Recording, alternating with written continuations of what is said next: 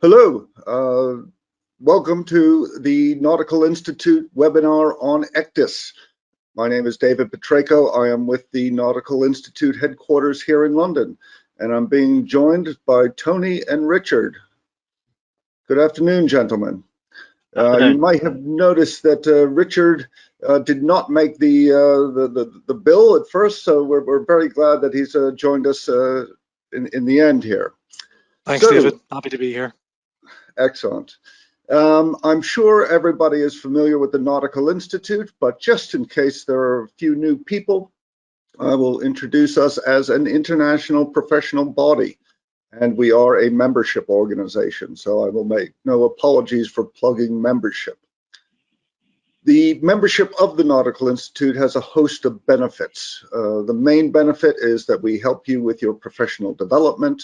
We represent you in an international forum, and that's very significant with what we're going to talk about today.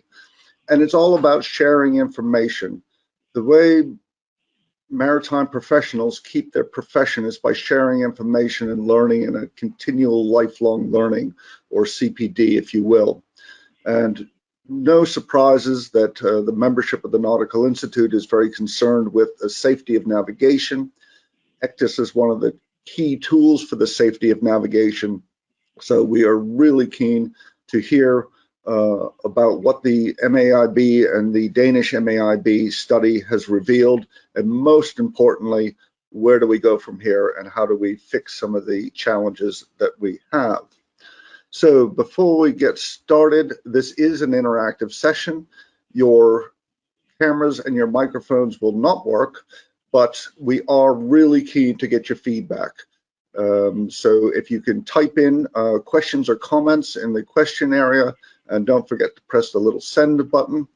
We also have a range of excellent handouts in the handout area that you're welcome to. The full MAIB report is there along with the slides and some other documentation. So please help yourself to that.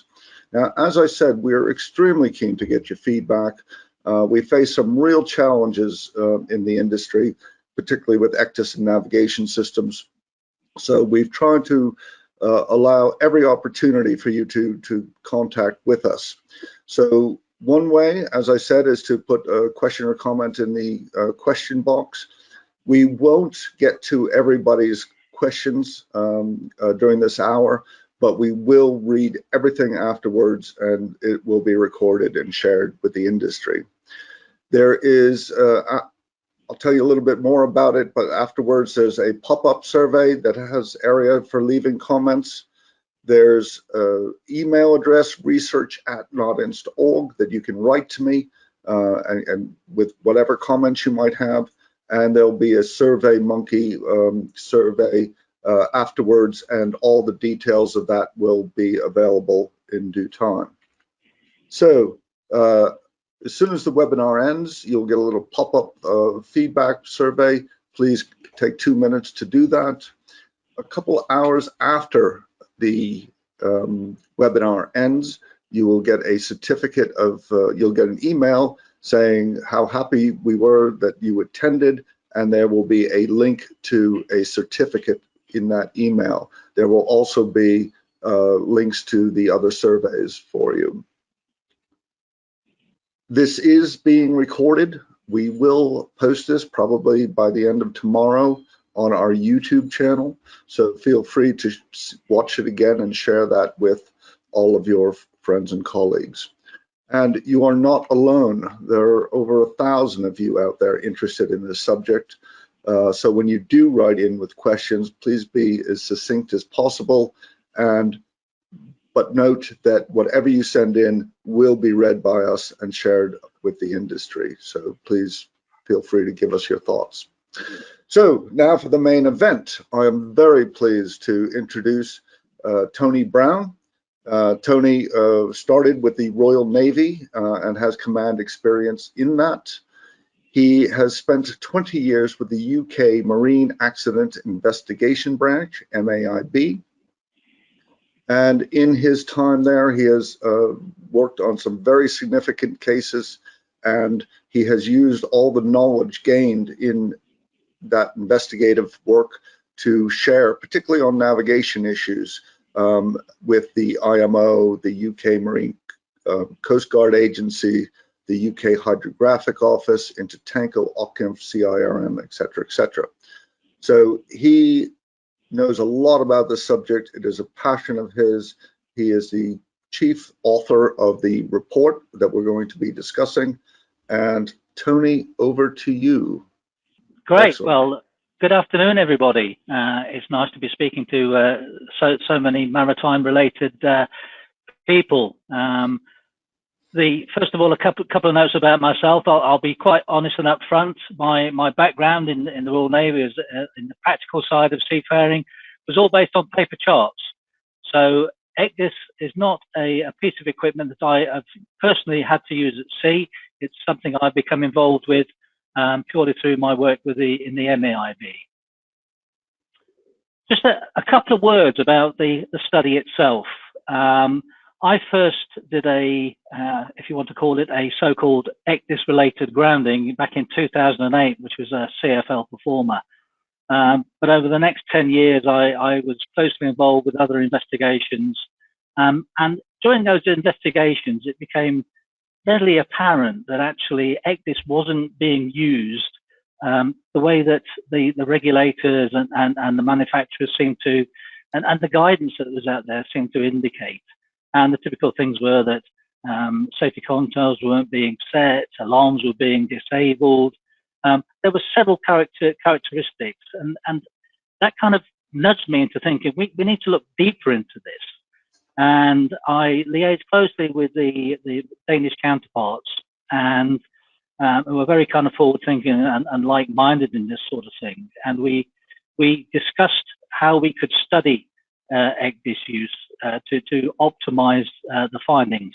A qualitative study was out of the question, because those of you who use the IMO GCIS database know that actually it's not particularly user-friendly to find out specifics of a piece of equipment like this. So we approached academics, and we decided to do a qualitative study, which, as you can see on the slide there, we did over 155 interviews with ECDIS users. They were seafarers on board ships, all the way through from masters through to third officers.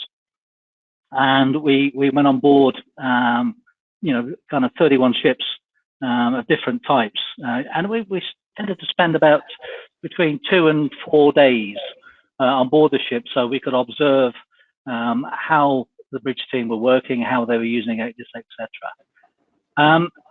Now, because it was a qualitative study, and we used those participants, I must also mention that it wasn't just limited to that. We also spoke to deep sea pilots, harbour pilots, manufacturers. Had great cooperation from everybody that participated, and that kind of gave heart that actually, despite the vast number of stakeholders in ECDIS, everybody wants improvement. Nobody seems to want to hold back. So that was very encouraging. Now, because this is a qualitative study, it's a voyage of exploration.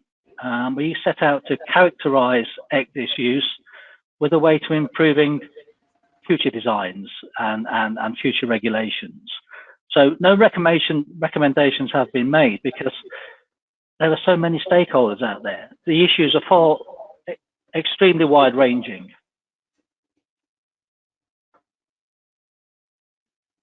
So what did we find? Well, I think the most immediate finding when we started going on board ships was that it was contextual across a wide spectrum. So at one end of the spectrum, you had say the larger cruise ships with fully integrated systems, officers that were trained in the use of the particular systems there, and the companies in question had their own training facilities and could actually train their own procedures. So they were taking the raw seafarer and then retraining them onto how they wanted things. So because that tended to be integrated systems, they also kind of made chief officer, or the first officer was the navigator rather than a second officer. They upped everything. And in terms of support, they had onboard technicians that could deal with technical issues. At the other end of the spectrum were ships with a single ECDIS. And I mean two ECDIS, but you know what I mean, standalone ECDIS. And they were crewed by officers who had just done the generic training, you know, the IMO model course, and come on board. And there were huge differences in the knowledge between the two ends of the sector. Not to say one end is better than the other, they were just different. Now, the question is there, why is that significant? Well, it led to a divergence in the way that ships were navigated. Now, although you might say, well, there's always been, bridges have always been different, trades have always been different. The one thing that the one common denominator in the paper chart era was the paper chart. It was a standard, and many mariners will recognize the fact that actually, when you walk up to a bridge, first thing you do is go and have a look at the chart, orientate. With ECDIS, that's changed. Now people go on the bridge and it's different. Screens are set up differently, and because with a paper chart, it was what you see is what you get. The cartographer determined what was visible. Now with ECDIS, it's what you get is what you set. So if you're a stranger coming up onto the bridge, what you look at can be completely different in two different ships in two different contexts. The other significant factor is that we now have different tiers of navigation, different levels. So if you've got the one end of the ECDIS use, you've got the cruise ships with the integrator systems and the full training facilities. You've then got the other end of the spectrum in terms of the standalone ECDIS. But then you're also below that, you've got the non-ECDIS fitted ships. Some of which, or most of which, I would argue, actually carry an ECS of some sort to navigate, and only declare paper charts to be the primary means of navigation for compliance reasons. And then you've got the few remaining left that are paper chart alone. So we now have this huge spectrum, and that begs the question, how do you train for such a large spectrum? What are we looking for in officers now? To deal with that, because going back from, asking an officer to go from a fully integrated system down to a paper chart, it's just as difficult as asking somebody who's used to paper chart navigation to go and navigate a fully integrated navigation system fitted ship.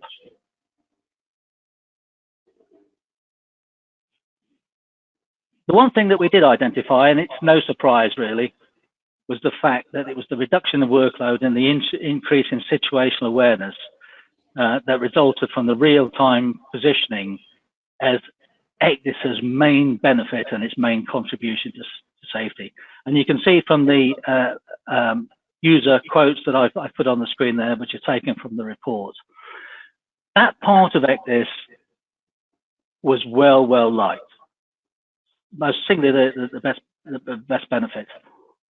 Having said that, that real-time positioning is pivotal because it sends paper charts to the museum.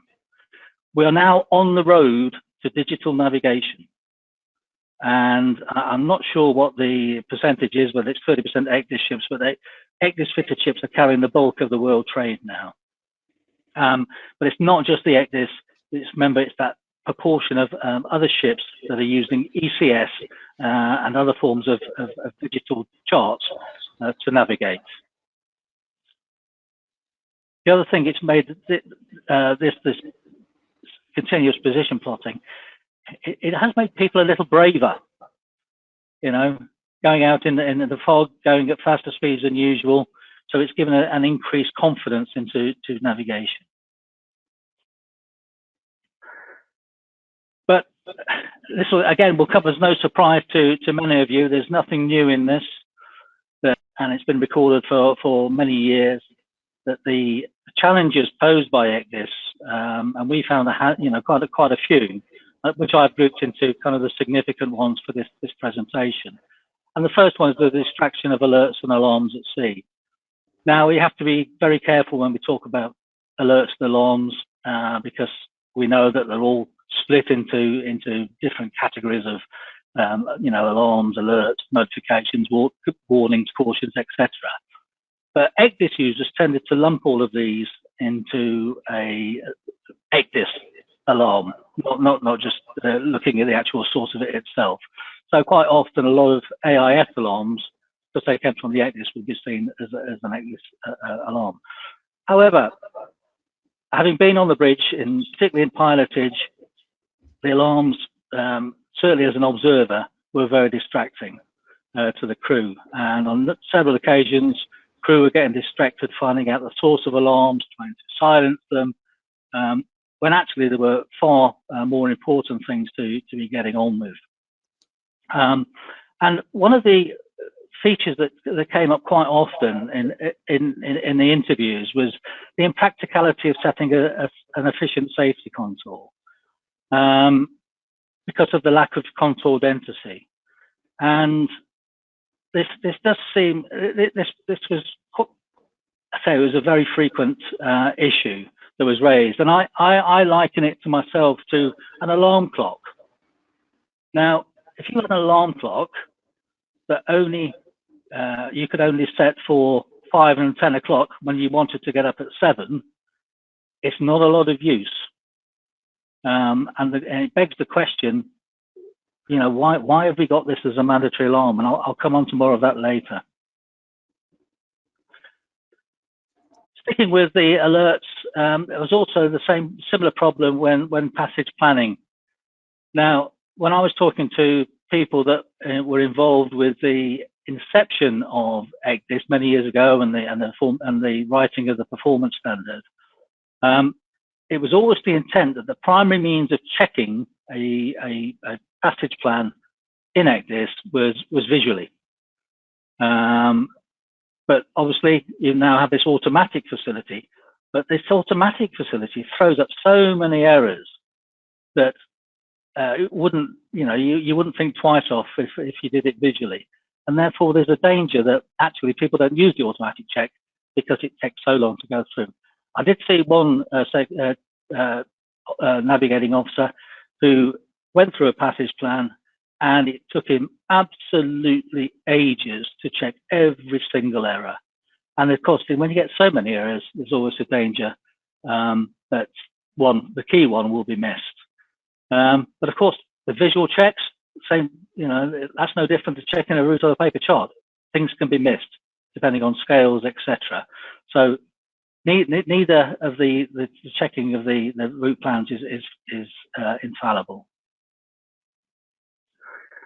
Interface and menu complexity and increased cognitive workload. Now, one of the challenges of ECDIS is that there are so many manufacturers out there, so many different menu systems, so many setups, and some are more simpler to use than others.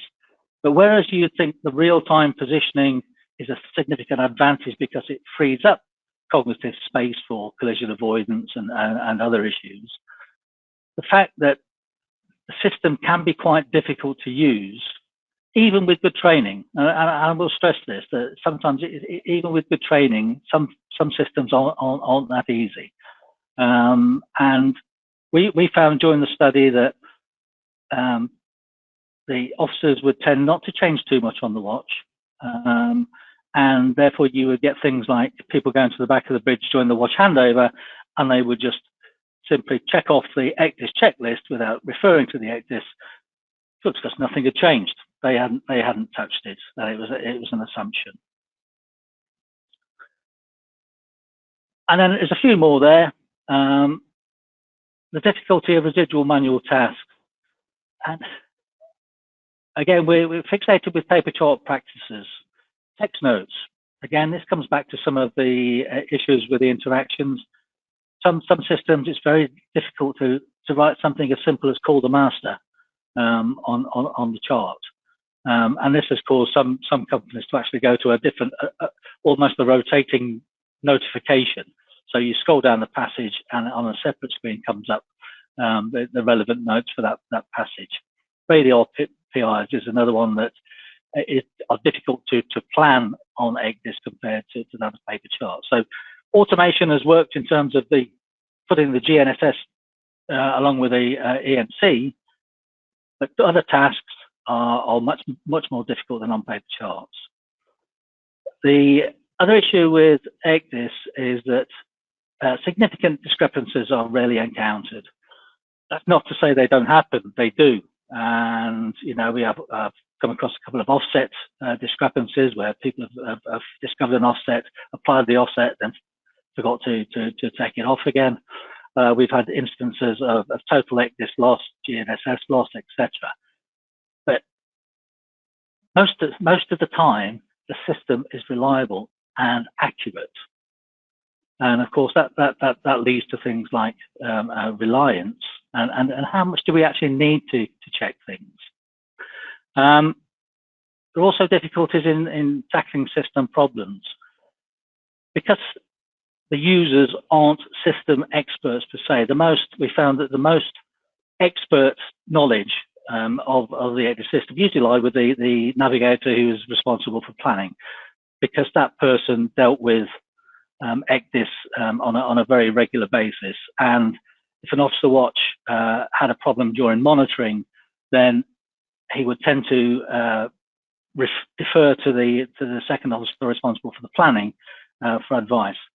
Seldom were manuals referred to, and quite often the user were unaware of the technical breakdown, or because of the error codes that were provided. Giving an error code to an operator isn't the most useful of things when actually you're in the middle of doing something and you're pretty busy.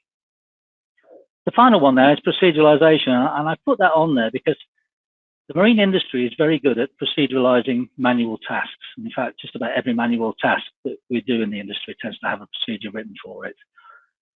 We're now talking about man-machine interface, and when you start to proceduralize that sort of interaction, it does cause some difficulties.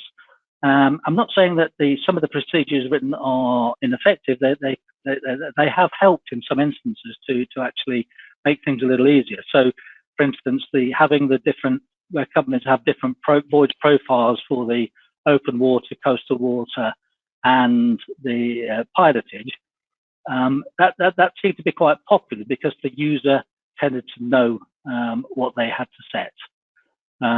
But nevertheless, in some situations, it did cause a few problems. And some of that was because it was paper chart practices, procedures that have been applied to the ECDIS procedures. As I say, on one ship, one navigator was visually putting an putting LOP fixes on the chart every 3 minutes because the navigation procedures had just been directly transferred across from paper chart practices to ECDIS. Those challenges have led to some common behaviours, and this is what we found quite a lot in the accident investigation. Alarm normalisation or disablement. People would either just accept the alarm, not look at it what it was, or get so sick and tired of them, they'd silence them. Bit of blue tack, Y snips, whatever, they were disabled. There was a minimalist approach. So we've already talked about it. People were reluctant to change settings because of sometimes a fear of restoring to going back to what it had been.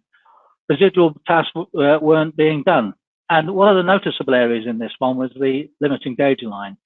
So where a safety contour couldn't be made valid because of the lack of contour density, navigators were not actually drawing limiting danger lines on the charts themselves, again, because of the difficulty in doing so in some systems. Now, the fourth point there, the workarounds for the safety contour. Safety contour doesn't work in all situations, as we said, because of the lack of contour density. So we now have official workarounds. The first workaround was the introduction of the safety depth, where we could, kind of have a little bit more flexibility, and that was within the system. But we now have official workarounds through OCIMF and through Intertanko. You know, so it's working the way around the system rather than the system working for us. And the final one there, reliance.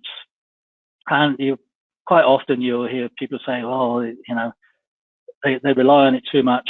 They never look out the window. They're tied to the ECDIS," and that does happen. Why that happens is probably, I'm not an expert in human factors, probably for several reasons. Probably ranging from the fact that there's something to look at. Take a chart, there was nothing to look at unless you did something on it. Here you've got a screen, particularly in pilotage, where you can monitor the ship all of the time. Now, all of these behaviours, they're not news.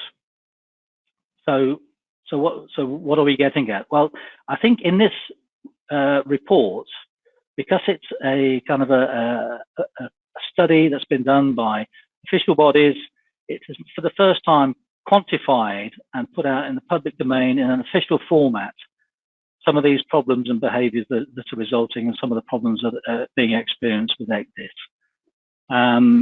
So I think that's one of the important contributions of this study. Okay, it's not new. A lot of it has been around for many years, and a lot of it's been reported anecdotally.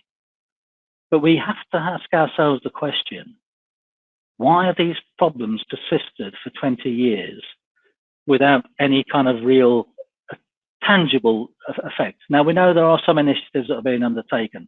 The standardization initiative that was undertaken by the Nautical Institute, which will take time to come through in terms of particularly the symbology, etc. The BAM system, you know, the alert management system, where we now have this tiering and grading of alarms, that will start to come through. But what about the safety contour? You know, actually, that was a requirement of the initial performance standard.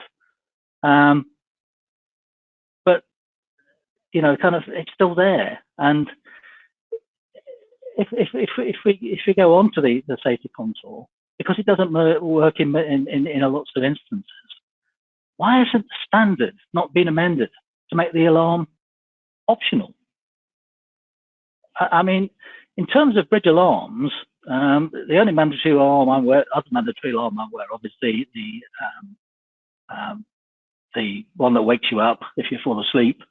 You know, and that's a requirement. But if you're going to have an alarm on a safety contour, then what about the depth sounder? Well, we all know if you had an alarm on the depth sounder, we'd have so many false alarms that it wouldn't be viable in all situations. And it's the same with the contra alarm. So why on earth did we have it in the first place? Now, it was probably well intended. Don't get me wrong, it is not a criticism, it was well intended. But what was missing was, okay, we tried it in the original design, it's not working because we haven't got the bathymetry, so let's change it.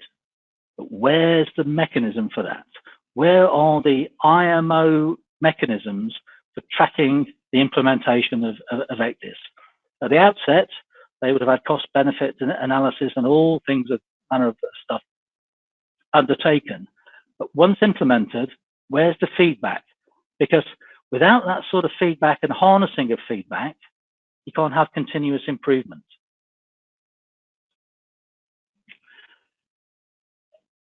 I think ECDIS has also broadened the watchkeeper's role by the increased automation, but also by the it's ECDIS's integration with other systems has actually the amount of information now that a watchkeeper has to harness from single sources but fed into one system requires management and assessment. And watchkeepers need new skills. Putting a fix on a paper chart is a bit of knowledge and mechanical skill. Looking at the ECDIS system needs system knowledge, and it also needs problem-solving skills and intellectual analysis skills. Where do they get that at the moment? Everybody talks about bridge alarm management. Where is that taught at the moment? How do you teach bridge alarm management? And I would argue, and I think this study firmly points towards that the current training arrangements are both transitional and inadequate. You could argue, why on earth is ECDIS training now a model course? Shouldn't it now be paper charts that are a model course for those that are going to a paper chart fitted ship at the end of their generic training? ECDIS has also significantly changed navigating practices, both in route planning and route monitoring.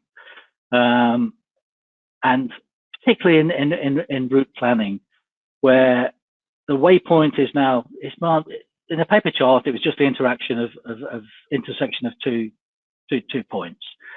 Now it becomes a tool in itself in terms of setting cross-track error, cross-track alarms, etc.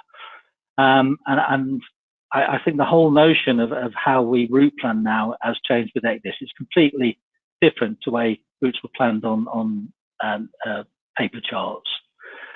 And I say some navigational practices haven't transitioned well into the digital world. And I talk here primarily about the visual fix, the plotting of LOPs, which are seen by many navigators now as superfluous to need. Yet within the procedures, they're a very firm requirement, and they are also a firm requirement of port state control and CIRM inspectors, etc. But if you have a reliable system and you've got other means of checking for accuracy, then why such an emphasis on them?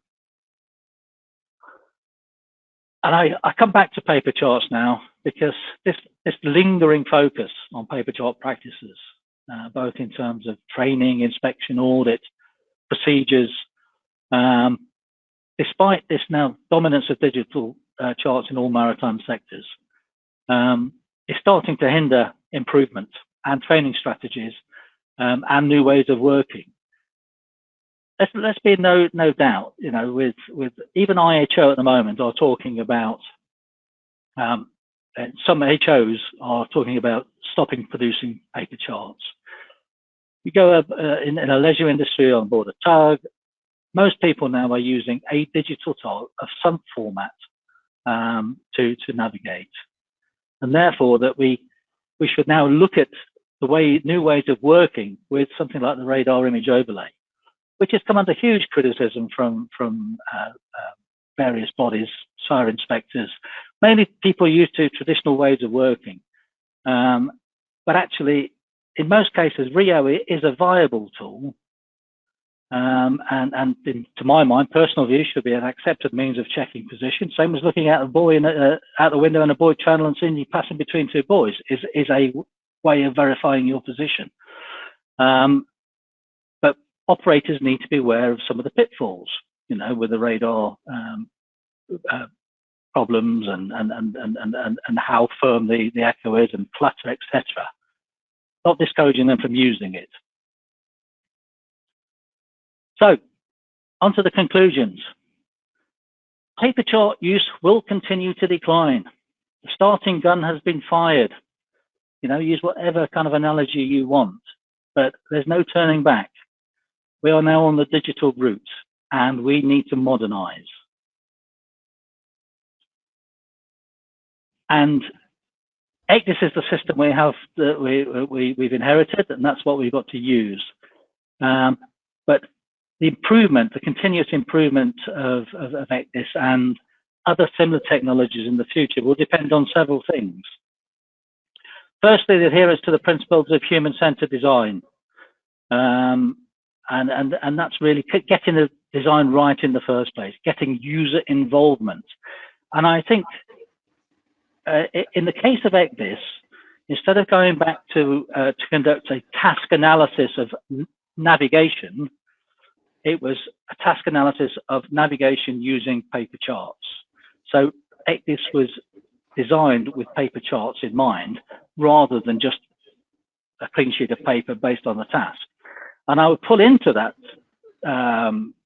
function, that task analysis, that if a navigator is expected to go from ship to ship, from workplace to workplace, then ease of design in terms of standardization should have been high on the list. and that's something we need to pick upon. And perhaps it's something that the air industry could teach us a thing or two. The second part is harnessing and acting on user experience, which is an add-on really from a follow-on from the human-centered design. It's all part and parcel of the same thing. But we've known about problems with ECDIS for a number of years. The changes, the improvements that come are most welcome, but while we still have problems that persist, it means that we're not getting that feedback into the loop. And a lot of that is because of the processes in place, both in terms of the IMO structure and its committee system, but also the type approval system. And Richard will probably say more about this later, but type approval is a bit of a barrier to continuous improvement because of the cost and the time involved. But I'm sure Richard will talk a little bit more about that later. We need better bathymetry. There's no doubt about that. We're not going to get the whole world surveyed. I think everybody appreciates that. But better bathymetry is available. It's just that the cartographer, in trying to produce the paper chart, has come up with the contour lines. They are a construct of the cartographer. We're now moving away from that so that mapping is becoming basically digital inputting of set points. So even now, with some of the surveys that have been done, there is better bathymetry available than we see. There is a kind of something just to caution there, and that's of course we don't want to see everything. So we don't want mega-sized files that will just bind up the system and cause further problems. Now, the next section is really to do with the training, and I think we need to sync core navigation training with reality, and I think it's as simple as that. Look at see what's the practice, and then put that into operation in the maritime colleges. And we've already identified that with ECDIS, Officer Watch needs new skill sets. It's changed the role of the Officer Watch. So we need new skill sets. But that new skill set will require a different type of training. We're going to need the technology to train students. We're going to need simulators. We're going to need remote working. And therefore, there's going to be an onus on the colleges, etc., to try and get that in place. The modernisation of conventions and procedures. If you read through ST sub W and you read through SOLAS, ECDIS and modern navigational technologies have been sort of incorporated and acknowledged, but the first of it is still based on paper charts. And I think if you were to rewrite the conventions purely with digital navigation in mind, they would look completely different. I mean, why are we still talking about charts of adequate scale when we're talking about ECS? And the final point, which came up there a bit prematurely, that's my interaction bad, is changing mindsets. And we work in a very traditional industry, which a lot of practices have stood the test of time very well. And people are quite single-minded in their ways. But as I said, when we did the study, we found that a lot of people were very open-minded. And I think if we can harness that open-mindedness into identifying what needs to be changed and what the appetite to change it and how we change it, if we can identify that from and use this study towards those goals, I think that'll be really useful. I'll leave you with a little thing just in terms of mindsets, and it's a little joke, and that's how many psychiatrists does it take to change a light bulb? The answer is just the one, but the light bulb's got to want to change. And I would say that's exactly the same for the shipping industry. Thank you.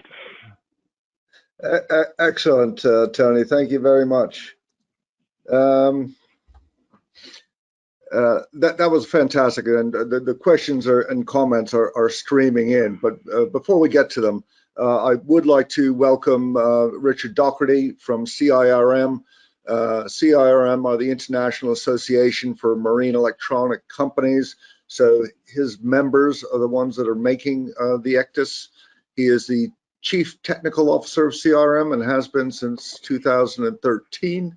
I'm very pleased that he's here because we work very well together and have worked together on so many issues over the years, and he really is an advocate for user feedback. Prior to that, he had a number of roles in technical and commercial roles in the maritime industry. So welcome, Richard. What are your initial reactions to this report, Richard? Thank you, David, and thanks, Tony, for an excellent presentation. I'm happy to be here representing CIRM, the International Association of Marine Electronics Companies. We commend the authors of the report. It has resulted in a very useful and informative document that I believe will be referenced for years to come. Certainly within CIRM, we are digesting the document with interest. We're of course pleased to see many positives in the report regarding ECDIS, especially its reliability and its benefits, reflecting the vital role it plays in modern navigation. But of course, we also acknowledge the various issues and shortcomings of ECDIS and the use of ECDIS that have been identified, some of which have been known about for years.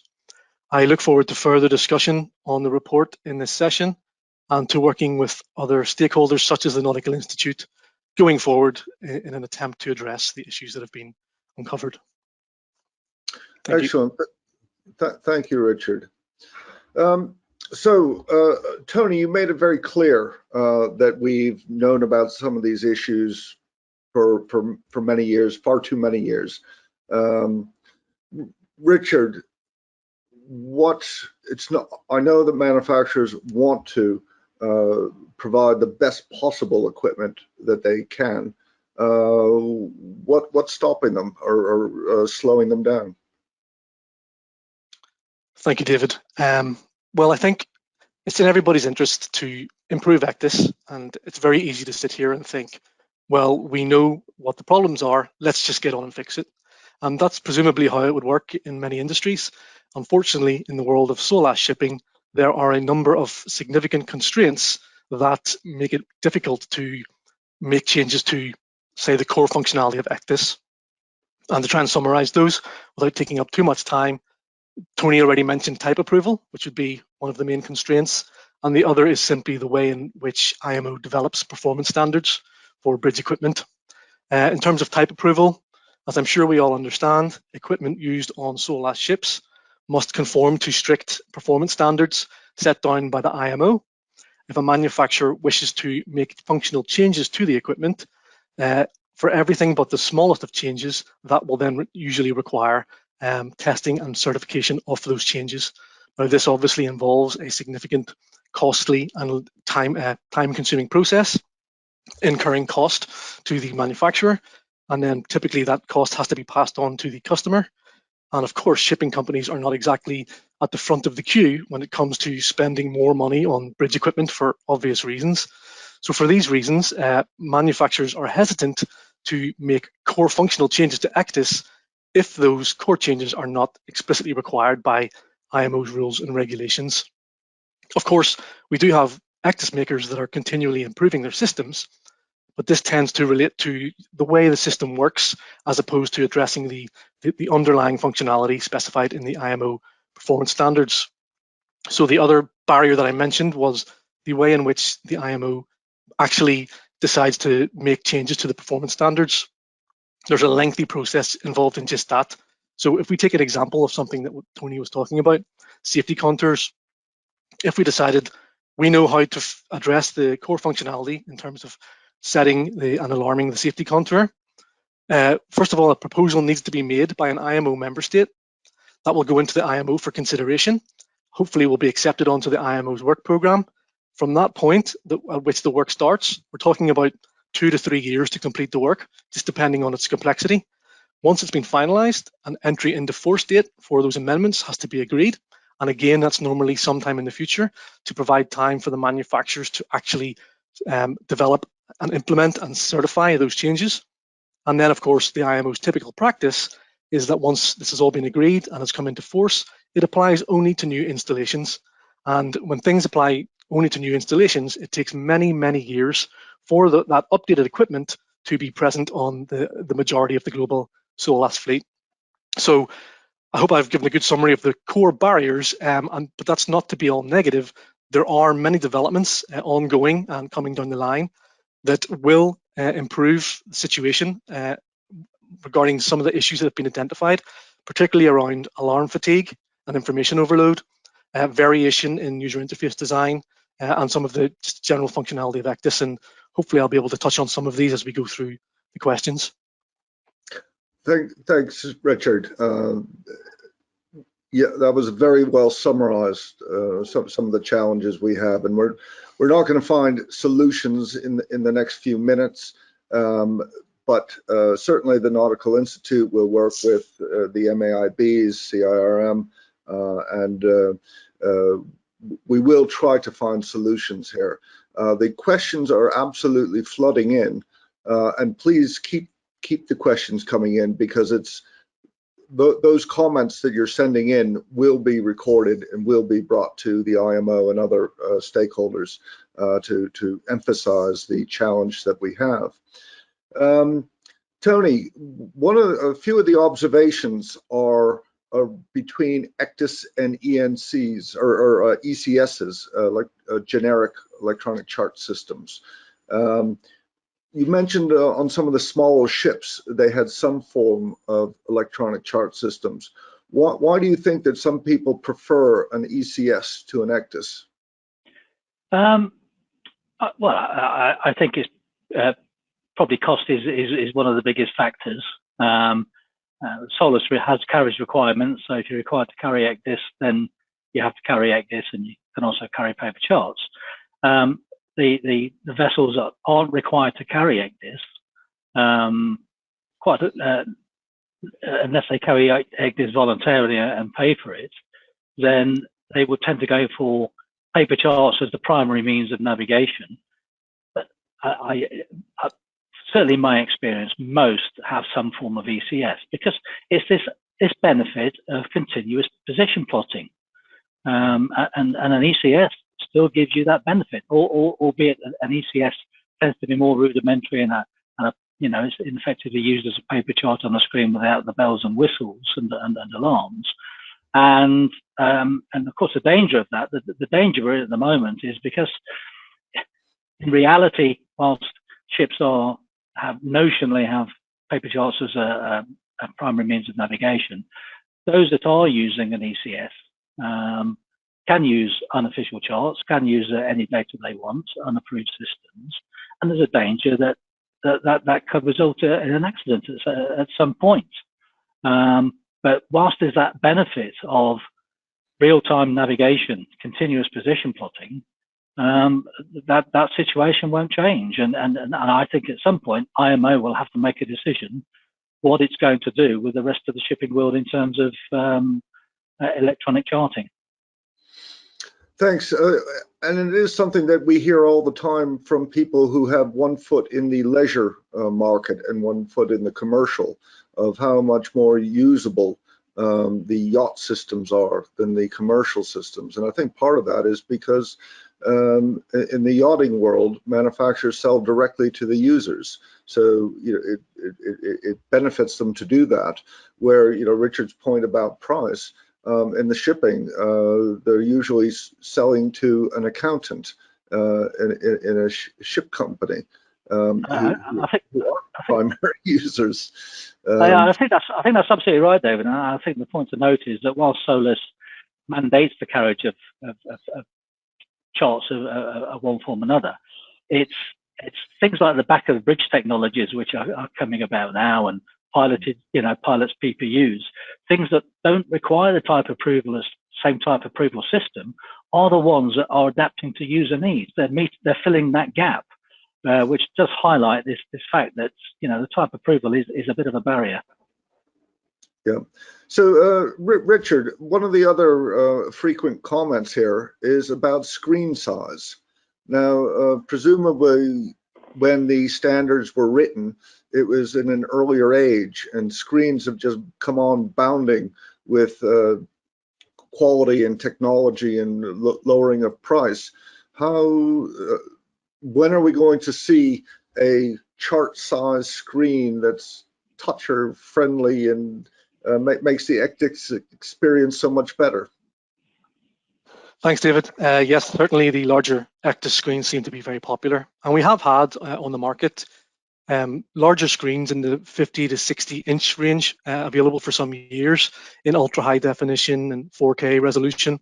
But comparatively speaking, when compared to a kind of standard 21-inch ECDIS screen, they are expensive, and they have remained expensive, even if the cost is coming down somewhat. When we look at the back of the bridge, we've seen the development of these kind of electronic chart tables with these very large screens involved. So there definitely does seem to be a move towards the larger screens. And I think that will definitely increase because there's an obvious user benefit there, but it has to be borne in mind that the cost is still high and seems to be coming down quite slowly. Okay. And is there any issue with physically fitting them into the bridge units? That's a good question. I guess it depends on the bridge that we're talking about. I'm sure that could be an issue. But yeah, I think it really depends on a case-by-case basis.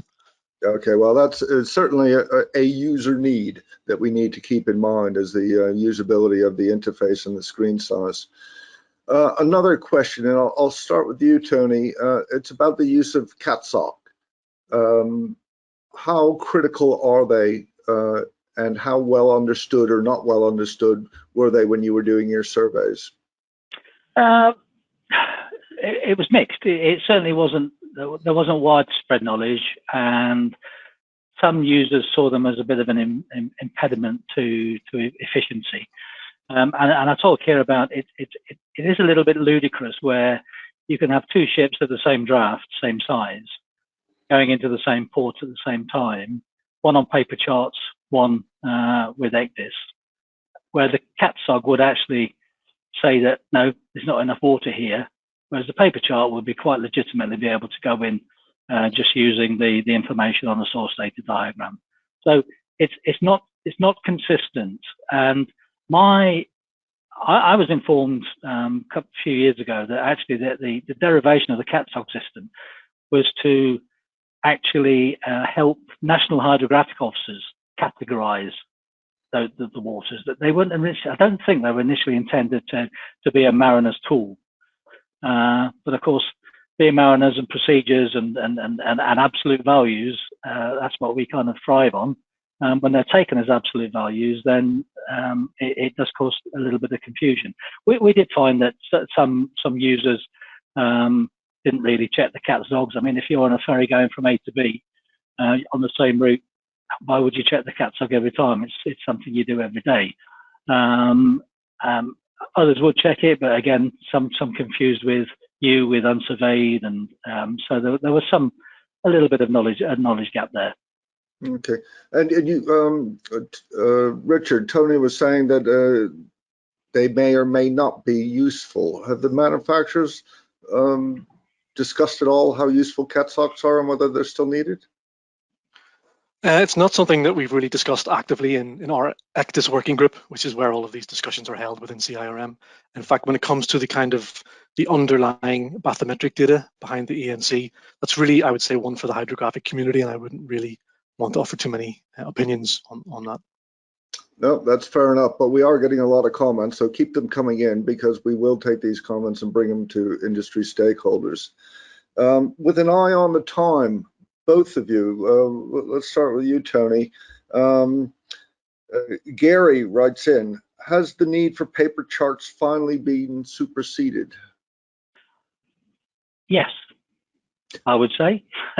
Simple as that, because even as a backup, there's so much technology out there that can provide a backup, even in the form of an iPad. People say, well, what if you lose all your power? If you lose all your power, you've got more things on your mind than actually kind of plotting your position the whole time. It is a consideration, but actually we keep handheld radios, soulless radios on charge when they're not in use. You could keep an iPad on charge when it's not in use there as a backup, so you've got a full charge when you're ready to go. There's lots of alternatives out there. A lot of the comments refer to flag states requiring paper backup. So that may be something that we need to look at in the fullness of time. Yeah, I think that's a good point as well, though, because I think, again, you have to look at the actual reality of the situation, and that's a lot of flag state people who have the power, and same within the marine colleges, are paper chart based. Their careers have been paper chart based, and you know, this is part of the thing of changing mindsets. Is, you know, as I say, the gun's been fired, we're moving. We need to move. The quicker we can jump on the bus, then the easier it will get. Thanks, Richard. Same question. Our paper charts history, and also a lot of questions coming in about loss of GNSS. So on the terms of the paper charts being superseded, I'm sure you won't be surprised to hear me agree with Tony. I would say that yes, the paperless ECDIS solution is perfectly adequate, and provided that both the main ECDIS and the backup ECDIS are properly maintained and have their independent backup power supply arrangements. You know, the idea that they will both be crashing at once, is the chances of that happening are extremely small. You know, ECDIS, we need to move beyond seeing ECDIS, I think, as simply an electronic version of a paper chart, and seeing what it is, a sophisticated navigational system. And I think processes need to evolve in line with that in order to harness the potential of ECDIS and the many benefits it has for route monitoring and route planning. That also requires proper training in the use of ECDIS as a navigational system. And of course, it obviously obligates manufacturers to make ECDIS as good as it can be, and to continually improve systems based upon user feedback. Okay, thanks, Richard. I'm sorry, we really are running out of time here, and I haven't even got onto the subject of training, which again is flooding in with these comments. Let me just pull up the screen. So in closing, I'll just remind everybody again that there are handouts. The full ECDIS report is there. There's a Navigator magazine on the subject of layering, and it's interesting because quite arguably we've been talking about ECDIS. The report is on ECDIS, but when we go forward, we really need to talk about navigation systems, because it's the integration where you're going to get the power of the digital benefits. So feel free to download that. There is a copy of the slides. As I said, all of your comments that you give us will be recorded, will be shared with stakeholders as we try to find solutions into the future. So please feel free to write to us at research@notinst.org, and the thank you email that you get will have a link to a SurveyMonkey, and if you want to leave feedback that way, please do.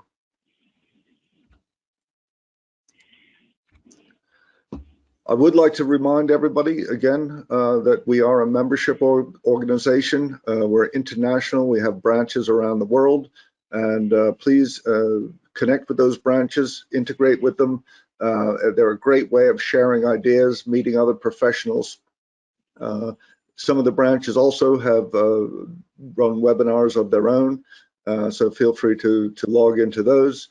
It's a great way to stay connected, share ideas, and hopefully help you make better decisions. So on that note, I will thank very much our speakers, Tony and Richard. Thank you so much for your time, for sharing your ideas with us, your wisdom, and supporting the Nautical Institute. So thank you, gentlemen. Thanks, David. Thank you. Also, obviously, I want to thank everybody who's tuned in, listening to us, offering us their comments. This is going to be so important, but when we try to build a picture of how we should go forward, to have all that support from everybody who's participating. There's some great ideas there, and we, like I said, we will look and consider every single one. So with that, I will close the webinar. Thank you very much, and goodbye.